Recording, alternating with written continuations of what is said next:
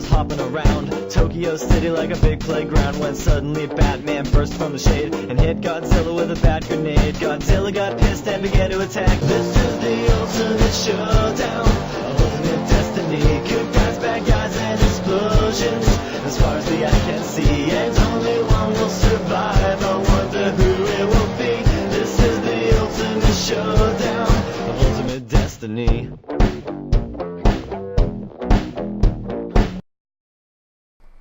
So, Batman v Superman. Now, before you say anything, I know what you're thinking. Austin, MovieMan, you're really late on this one. That is accurate, I am. It's because I was going to go see it in theaters.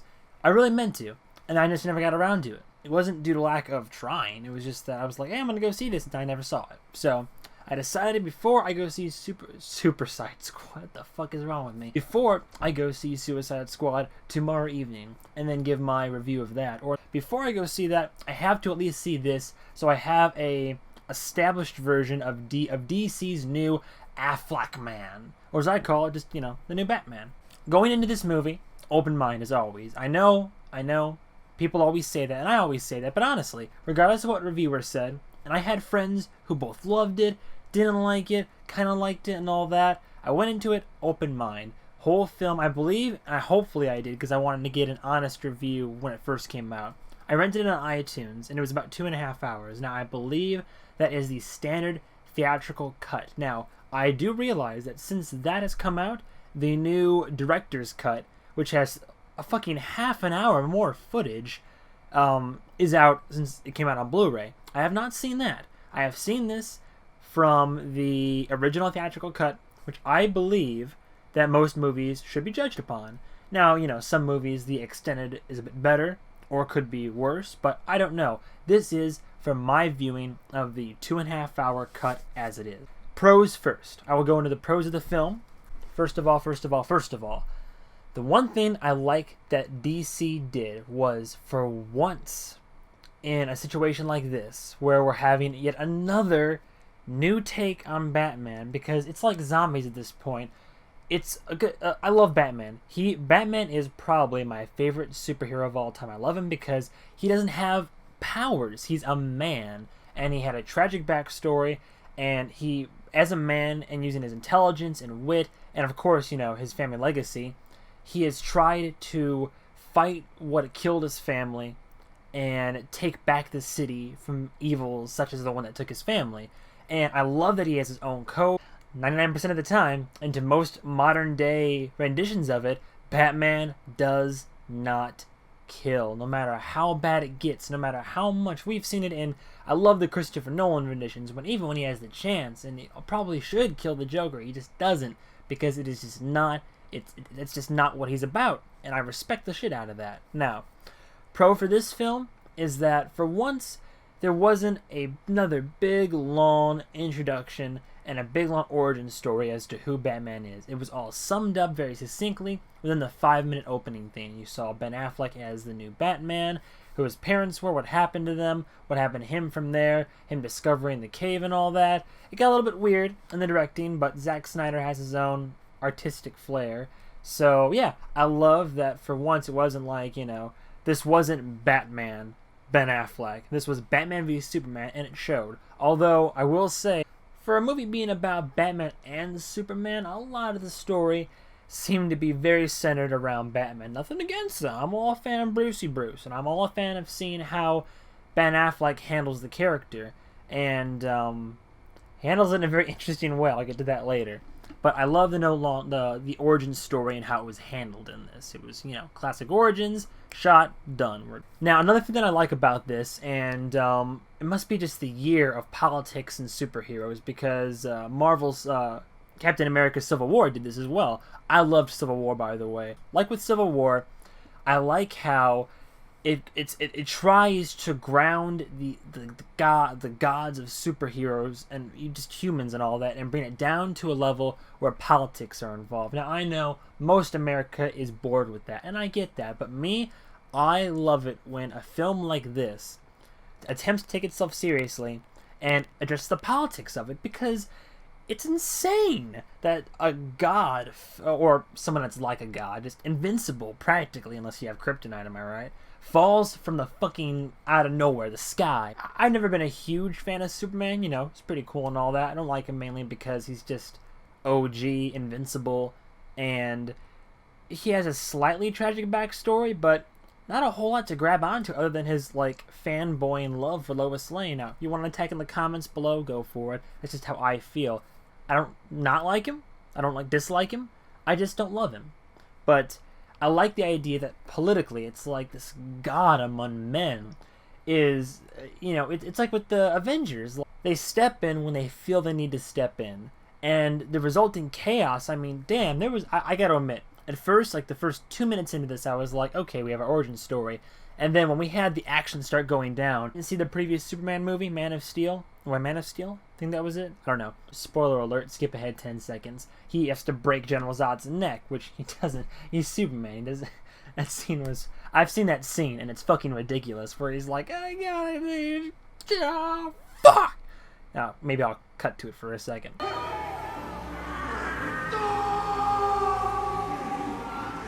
Never.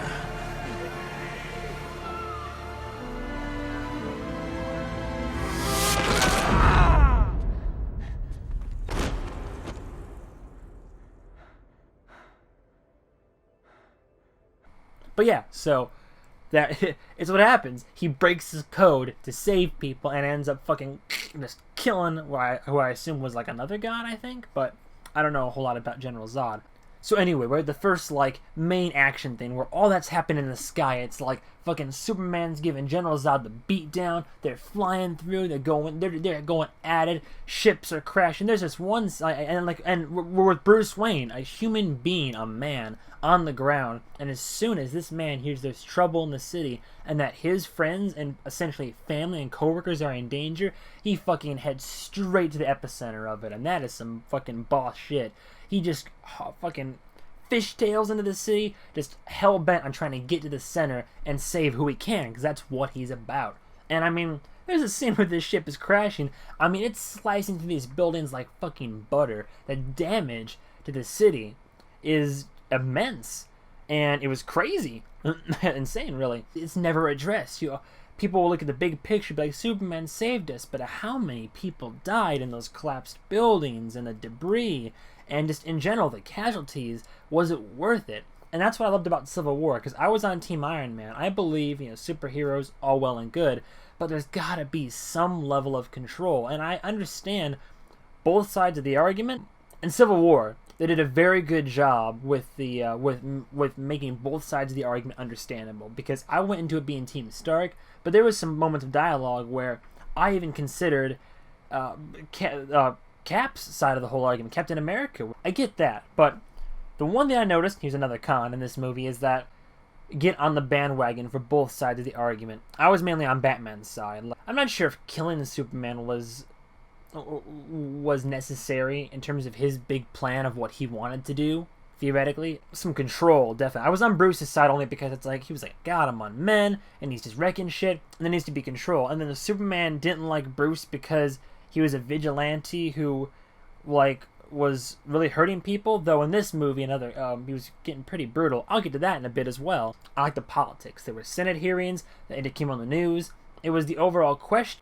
Lex Luthor brings it up frequently. It's that God versus man argument, and I like how that was incorporated. Now there's another pro, and I'll get to that at the very end. I'll have a small section of spoilers, because while I'm going to be a bit spoilery in this review, there's some major spoilers that I will discuss at the end, because they're worth discussing. Now another pro, and this was very controversial as well, and I haven't heard a whole lot of people who actually liked it. I don't know what it was, but because it doesn't match a lot of the past renditions, I liked the Lex Luthor in this one. I did. I don't know what it was about it. Just I seem to like Jesse Eisenberg's characters because they're kind of similar. Where it's like, oh well, like just kind of like that type of talk. And I don't know. He was a genius. He was clever. He was eclectic would be maybe the right word. But he was it's just kind of you could tell he was off. But he had decent enough motivation, and his motivation was simply he was like, oh well, you know, I have all this knowledge, but no power, because I'm just, he's just a weak little human and all that. Basically, Superman is this big god and all that, and that shouldn't exist and all that. So he had the whole kryptonite thing going on, and he had his own storyline, but more on that later as well. For the final pro, before I get into critiquing this film, is it was the version of Batman in this film is, needless to say, interesting. It's very, very brutal. Like, pretty brutal compared to how he normally is portrayed, but it at least was a slightly different view. I mean, that suit is, like, bulky as hell, and the actual bat symbol on his chest is fucking fat. Like, it's weird. It was interesting design choices, and the suit was got some grappling hook action, though. There was some, a little bit of batarang, a little bit of grapple hook. That was pretty cool. I liked that. That was some kind of classic shit there. The cons. Now, this is what started to take the rating down for me. First of all, this is a Zack Snyder film, and stylistically, you can kind of tell it's a Zack Snyder film. Now, in the past, Zack Snyder is a director who's done films such as Sucker Punch, like 300, stuff like that. And it's very stylistic, I suppose. And let me just say, for this film, when it came to the action and all that, as opposed to the other superhero films that I've watched this year in my life, very heavy suspension of disbelief was required, because the action in this was, I mean, of course it was a summer blockbuster action-packed, but I mean, damn, it was like, especially when it comes to the fight with, like, Superman and Batman and Doomsday, I mean, God, is kind of laughable. Mainly the whole thing with Doomsday and all that, where it's just like ragdolling around and I'm gonna fly, no you don't, and he just like throws them, and like every time someone gets thrown in this movie, oh my god, every time someone is thrown in this film, it's like it's just the best. It's like someone's curling, it's like one is, and you're like, oh damn, they're still going, and they're like slide across the ground for a fucking like 10 miles before they finally like, ugh, and then they're just okay. It's like even Batman gets thrown around and shit, and it's ridiculous. The action in this, and oh my god, the explosions in this film would make Michael Bay jizz right in his designer jeans. I mean, this shit is... Explosions for the sake of cool shots and explosions aren't how you really want to do a film justice, especially when that's not the primary concern of what you're trying to do. I mean, it's like Transformers. But thankfully not like Transformers, because for some reason, every one of those movies, the explosions are fucking fireworks that aren't actually like fiery balls of how explosions work, and they're more like stoop-blam, like, you know what I'm talking about. Show some B-roll footage on that shit. Exactly. That's the type of footage that I'm talking about. The explosions, at least in this film, it was a little bit, but I mean, Jesus, if they got a chance to make something blow up in this film, oh, there's some chase scenes in this movie where the Batmobile is like a fucking, not even a tank, is like a sentinel, at least in Dark Knight. In Dark Knight, Batman Begins, Dark Knight Rises, when the tumbler going around, the military grade hardware we're talking about here, and that thing, I mean, this thing like took, I mean, it was a tumbler for a reason. Yeah, it could like burst through stuff, but there was some resistance to it. If you had, it could go through a building, but not without difficulty. You could do damage to it. It took damage and had to like break down into the bat cycle or whatever you want to call it, and it was at least realistic. There are some scenes, especially in this one chase, the main chase scene involving the Batmobile, where it just gets like a cartoon. It literally carves through buildings in a shipyard and all this shit like it's nothing, like it's fucking butter. Like and then whenever it just hits something else, it just literally is like, it's like when you take a lightsaber, like, you know, you do every day, and you slice open like a shipping crate or whatever, and there's no resistance because it just cuts right the fuck through it. That was the Batmobile in this movie. It was goddamn ridiculous.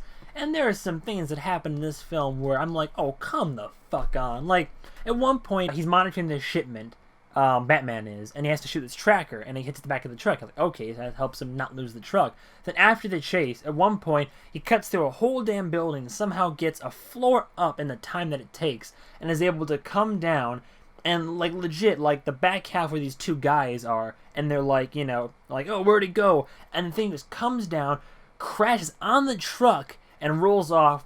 By the way, he kills people in this movie straight up. There's a body count added, and that pissed me off, too, because I don't mind him being brutal and breaking some bones and putting criminals in their place, but I'll be damned if he didn't blow some fuckers up and kill some bitches. And that is...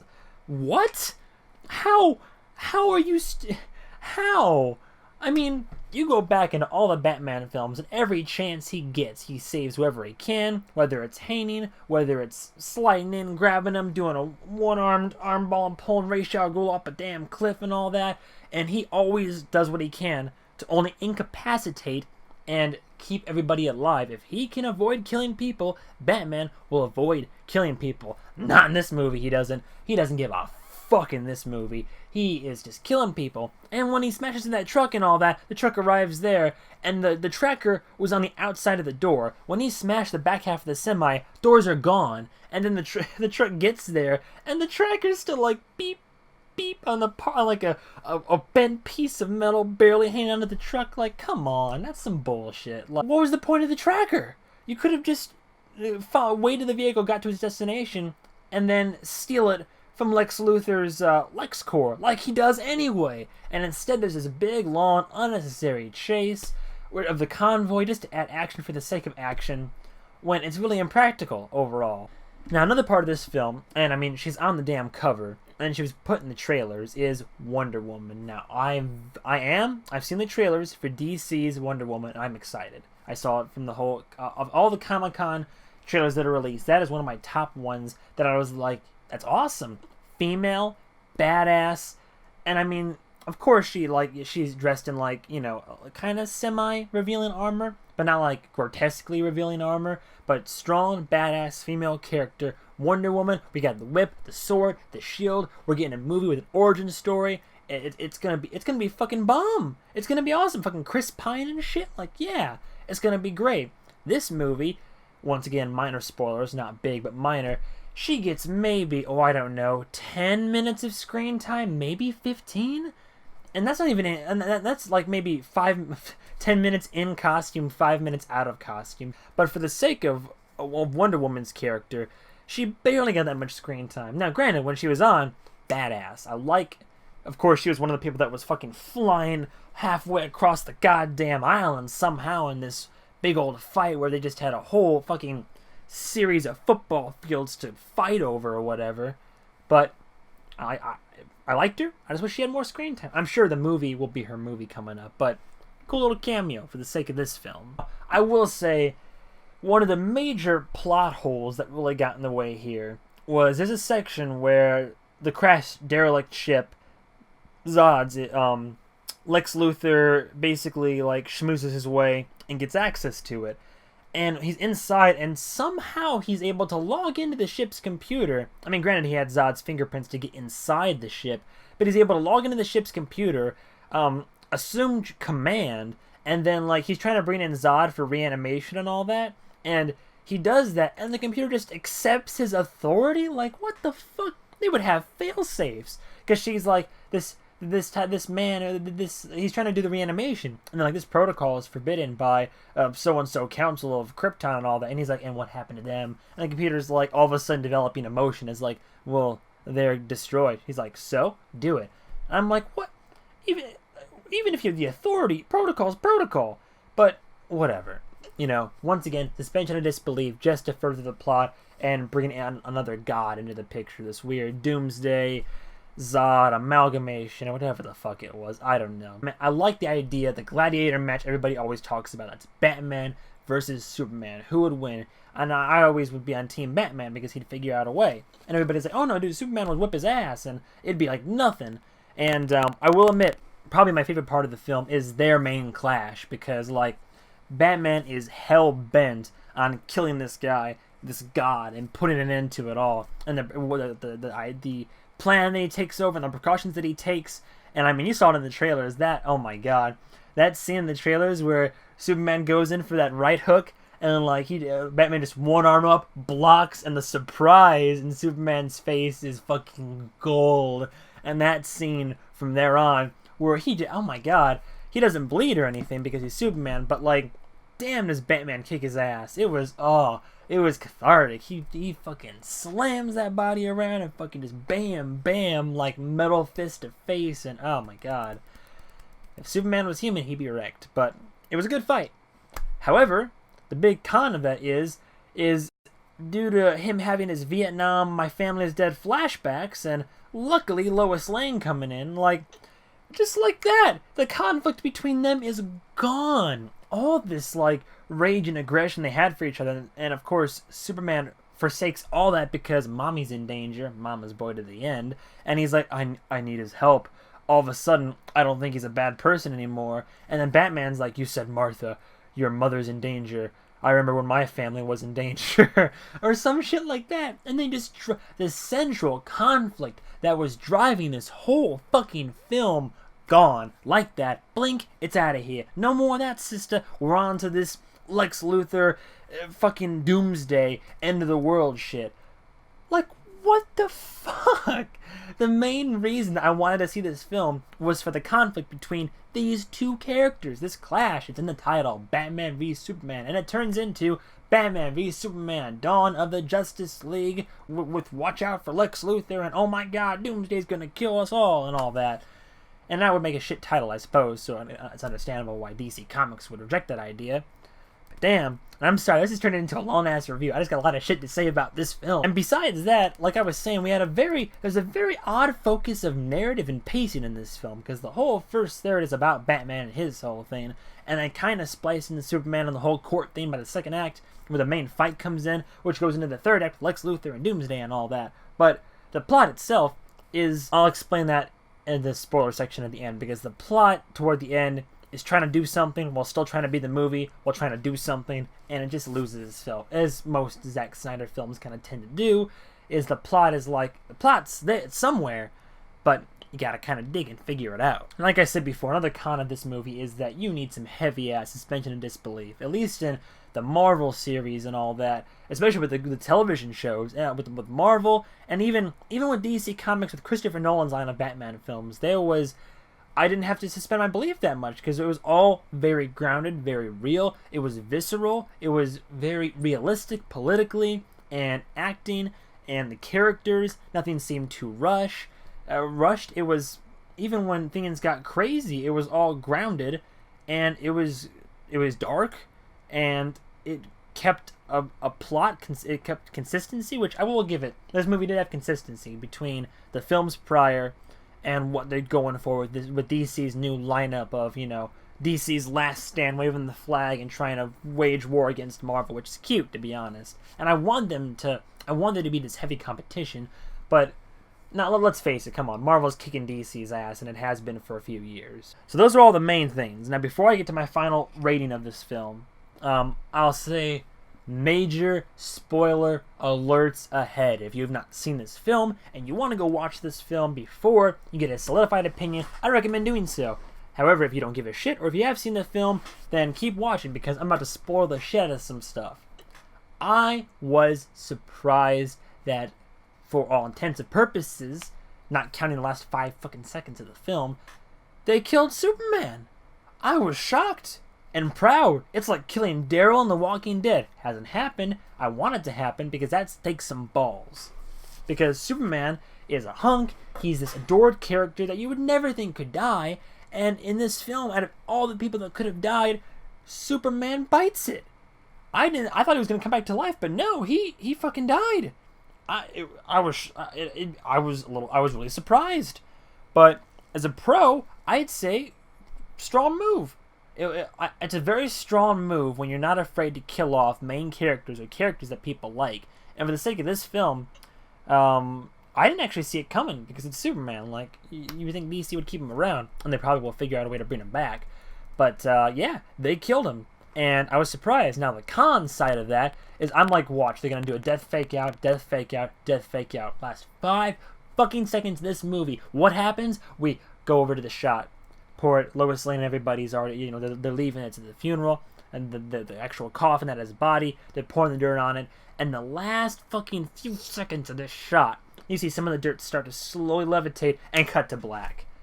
I mean, I knew they were going to do something like that because I hated it when movies and television do pointless death fake outs. Now, the difference between ones that are legitimate, like, oh shit, that guy's alive, awesome, and what, so it's like, Marvel's been guilty as shit at doing it too. Whereas, like, character died, but not really. General Zod dead, but not really. General dead. No, we're bringing back in Marvel for Crossbones character and all that. So it's like dead, but not really. Coulson dead, but not really. And now I'm worried DC is going to be like Superman dead, but not really. So this movie is trying to get the Justice League thing going. And it had these like little videos showing like a little bit of the Flash, a little bit of Aquaman, a little bit of Wonder Woman's old shit, and a little bit of Cyborg shit. And we already seen the trailer for Justice League where Bruce Wayne's going to bring all these people together. Out of all the trailers at Comic-Con that premiered this year so far, I am least excited for Justice League. I don't know why. It just didn't arouse my attention. I like it to be good, but I just don't think it's going to hit a mark. So, that is a long-winded thing regarding my opinions of Batman v Superman. So, what is MovieMan's final review? I would say that Batman vs Superman, when I weigh all the pros and cons, quality of a movie, production value, acting, directing, narrative, plot, what was necessary, what wasn't, I would give it a solid 3 out of 5. Was it the best superhero movie I've ever seen? Of course not. Was it the worst? No, there's definitely worse ones. Elektra. I'm glad I didn't go, well, it would have been nice in theaters, I guess, but I'm glad I didn't buy it on Blu-ray, and I definitely don't plan to buy it on Blu-ray. It was a movie that I might watch maybe one more time in the extended edition and all that, but it had way more cons than it did pros. It was not a 5-star, but no, I give it a solid 3 out of 5. I'd say go watch it, form an opinion. You know, it's a movie that I wouldn't necessarily say, hey, don't go watch this, because, you know, it's a gladiator match that we've all wanted to see since we were kids, or at least a lot of us if you were ever into the superhero genres and shit. So, you know, watch it for the sake of watching it. It's pretty good. That's what I would say it is. Not great, not fantastic, not even great, but pretty good. It's a pretty good flick. So, that's my opinion, and that's the review for Batman v Superman. Thanks for watching. Stay tuned for the next reviewer episode or whatever the fuck I do next. So there's that. Yeah. Goodbye, travelers.